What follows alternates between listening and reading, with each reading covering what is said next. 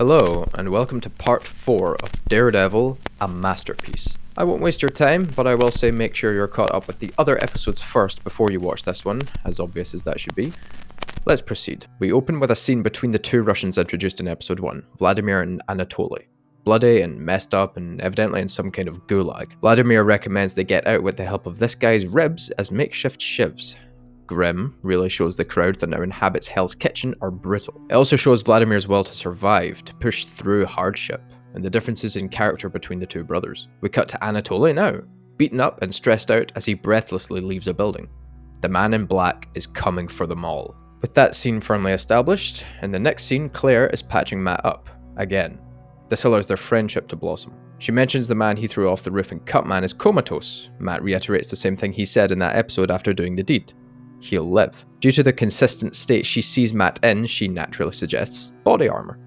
I wonder if that'll come up later. The dialogue shows that Matt truly trusts and cares about Claire, and he also needs her. This is evident in the fact that he gives her a burner phone in order for him to make calls to her when he needs medical help. Their relationship progresses naturally given their positions. Claire found Matt half dead in a dumpster and decided to help him, showing the quality of her character despite her reservations. Matt needs medical help a lot and he can't go to a hospital to get it because they would ask questions and be suspicious about how he acquired said injuries. These two helping each other out, Claire helping Matt physically, Matt helping Claire by defending Hell's Kitchen, means their relationship can develop logically from here. The scene ends with it now clear that Matt is on the hunt for Wilson Fisk.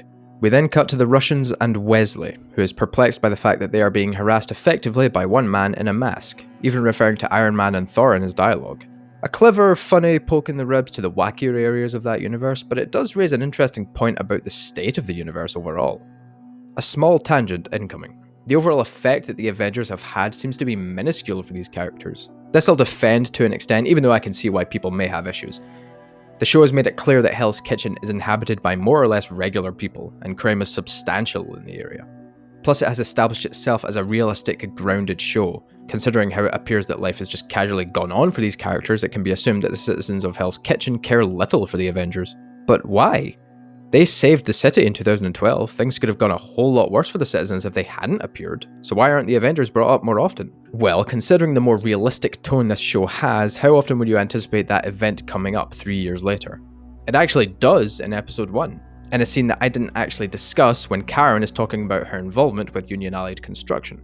This establishes the time frame the season is set in and is also a way of stating the damage the event had on the city. But life, I guess, has just gone on for these characters. I think this is maybe worth discussing in my overall conclusion of the series. I think that'll come in about maybe 10,000 years, actually. Anyway, back to the scene. Small tangent over. Fisk offers to help the Russians in their operation. I wonder if that'll come up later. It's clear the tension is continuing to rise in the criminal ranks of Fisk's empire, from Leland's End and now the Russians. Wesley says the way they proceed is up to the brothers, and the choice by episode's end is clear. Also, small note, Vladimir makes a religious allegory in this show? Superficial ultimately doesn't mean anything, but is still fitting given the factor religion plays in the season. Moving on, Karen and Yurik are shown having dialogue. This scene shows Karen to be determined in her quest for justice, but Yurik is not impressed and warns Karen that this situation is dangerous, culminating in Karen asking where the bold and tenacious Ben Yurik went. He replies that he simply grew up and learned to not be stupid, perhaps something Karen needs to learn. Also, the dialogue between them about the assassin Rance from episode 1 having hanged himself but not really reminds me of this meme you guys made recently, something about a Johnny Epstein? Probably nothing. I'm still learning. Anyway, this really shows the entrenchment of Fisk's empire in every facet of Hell's Kitchen. Uprooting it will take time and a lot of work. As we cut back to the Russian storyline, the brothers are shown trying to resuscitate the guy that Matt threw off the building in Cutman. It could have just been any random Russian the man in black has beaten up, but the fact we've seen what happened to him, and Claire mentioned him just a few minutes earlier, further grounds the show, makes it feel real. Plus, this guy also knows that there was another person with Matt when he was being tortured, therefore he logically has vital information. The differences between the brothers are continuously made oh so crystal clear, really makes the dialogue sing and their motivations clear. Eastern Europeans are hardcore, Jesus! When they ask about the man who did this, he simply responds he was the devil. And when they prod further, he reveals that there was a woman with him, Claire. They track her down with the help of the guy that fished Matt out of the dumpster. Naughty naughty. Slaps on wrists. all round. Fisk and Wesley are shown discussing topics, and eventually the masked idiot comes up. Evidently, they're still not taking him too seriously as a threat, thinking the Russians are just inept, as Wesley's dialogue with them earlier implied. Again, may or may not come back to bite them. Wesley is actually shown to be regretful when Fisk says he needs to leave to see the gallery alone. It seems there's a genuine bond between them. In the art gallery, Fisk boldly asks this lady out, but he's kind of awkward. Surprisingly. Not quite what you'd expect from a crime boss with his reputation, but that does eventually get rectified. Hard. Again and again and again. The Russians then take Claire, while at the same time, Matt and Foggy are arguing about their position. Consistency. Matt runs off. I really hope he went back for his cane. Those things are expensive, probably. He arrives too late, but picks up her phone. It's a touchscreen, he can't use it because blind, and his anger rises. He leans out the window, listening to the city. He hears Russian men talking, in Russian, presumably, and a scream in the background. He has them, but loses them again. We're then back with Karen, who is shown at an auction. She's sketching the people bidding on the Union Allied stuff. I assume to avoid taking photos and seeming particularly suspicious. It doesn't help, though, because Yurik sneaks in behind her and calmly informs her that this is a good way to get people concerned about your intentions. A good way to show Karen is out of her depth and Yurik is still willing to help her, despite his more cautious approach as opposed to Karen's more voracious justice boner. A short reprieve before we're then back with Matt. He finds Santino, the dumpster kid, and questions him about Claire. He's bloody. Clearly they beat the information out of him. Matt eventually gets the name of the taxi that Claire was put into, Velez Taxi, as shown at the beginning. Moving back to Fisk, we see him feeling his cufflinks, like a nervous tick, during his date with Vanessa. He says the city isn't changing fast enough in response to a comment from her. He came back after some time and had clarity on Hell's Kitchen. He'd do anything to make the city a better place for people like her. A vague comment that gives a hint towards Fisk's motivations for what he's doing in Hell's Kitchen. We then cut back to Claire, and Claire looks like crap. The Russians are maniacs, clearly on vodka withdrawal. The guy has claw marks on his face. Claire's put up a fight and he seems frustrated by it. The Russians want to know the identity of the man in black, but she doesn't know. She's technically not wrong, she only knows his face and his abilities, not his actual name. A technicality the Russians wouldn't be happy with, but it doesn't seem like the Russians in this show are happy with anything. She laughs when the lights go out and Matt arrives to beat them all up. A mildly unsettling bit, to be honest. The Russians all have guns, so Matt must take them out stealthily. The last one takes Claire hostage, and Matt manages to get behind him and put him in an arm submission. He starts to ask him if it hurts to be in pain, to be afraid. But Claire knocks him out with the same bat used to threaten her. After the Russians are out with Claire's help, she breaks down, and Matt consoles her.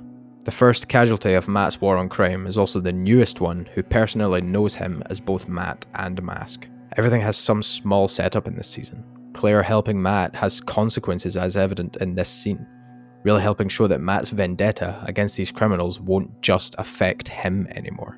Quick little note, in this scene, it looks like the guy actually gets shot as a result of Matt's actions, like maybe in the torso. I mean, he falls to the ground pretty hard, so maybe he did die in this instance. But if you slow it down frame by frame, it actually looks like he gets shot in the shin here, judging by the red spray. So no, the guy doesn't die, Daredevil doesn't kill anyone, calm down. And yet another mark for attention to detail. It would have been so easy for them to just say afterwards, like, yeah, definitely, that guy got shot in the leg, calm down.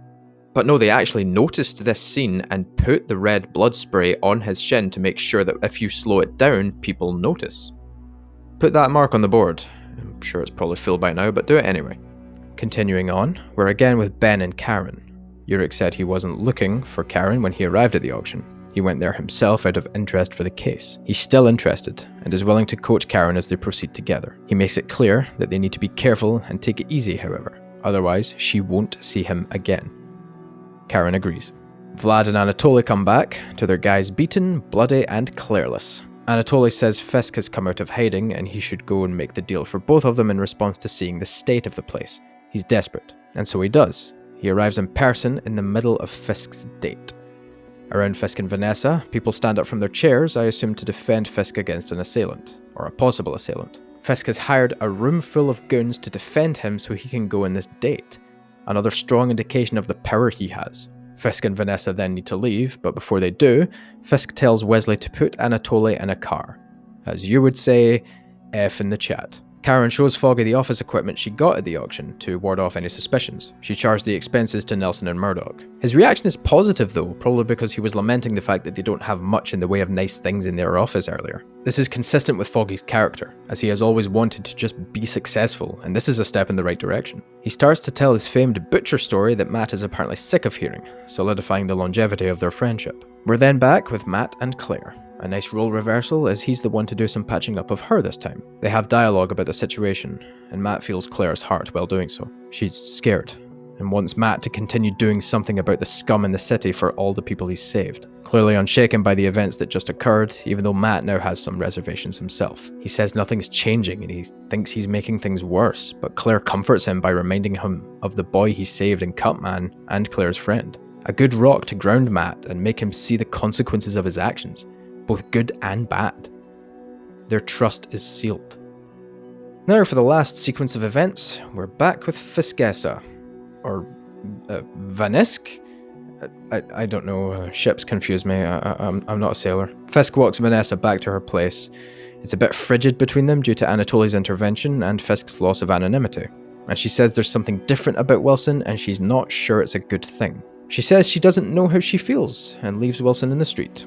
Fisk, clearly more than a little emotional, walks away.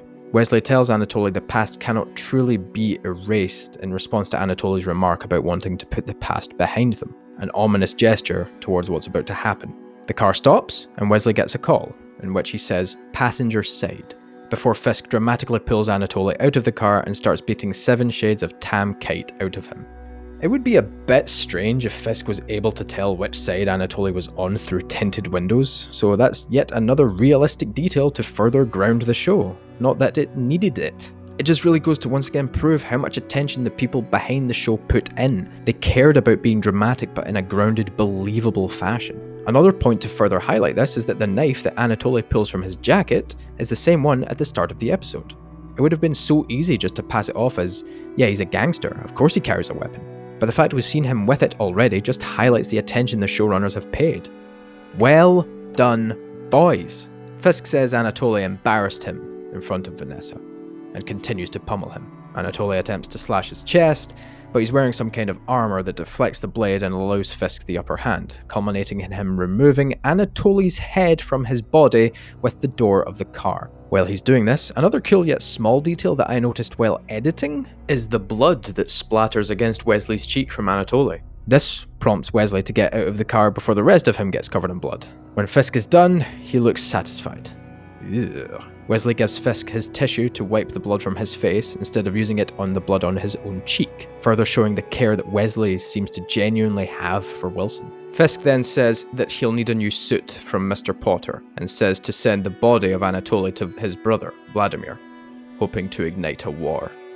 Episode 4 is where we start to see a coalescence between Matt's story and Fisk's, now that the latter has been introduced and the former has been established. This episode is solidly half about Fisk and the other half is about Matt. Giving the main antagonist the level of personality that Daredevil does goes a long way to helping your characters seem believable and memorable. Fisk has a grim reputation, and his organization has been shown to commit dark deeds, but it's also intelligent and cunning due to the game they played with Nelson and Murdoch in Rabbit in a Snowstorm. Fisk himself is slightly awkward and soft-spoken around Wesley and Vanessa, so we're roped into maybe thinking he's more of just a figurehead than an actual ruthless crime boss. That assumption is what gets Anatoly's head removed from his shoulders by Fisk himself, in a scene that solidifies Wilson Fisk as one of the best and most intimidating antagonists Marvel has ever produced. And that's saying quite a lot. I don't even feel the need to talk about Matt's story here, even though this episode contains relevant and profound development for him as well. His relationship with Claire is deepened, especially after he gives her his real name. Their friendship and trust is made real from the hardship they now both have experienced. Aw, our boy made himself a friend. All this effort into the writing, the characterization, the details, are all continued and improved upon in episode 4, which is, of course, a masterpiece. Thanks for watching. I'll catch you soon for part 5. Cheers.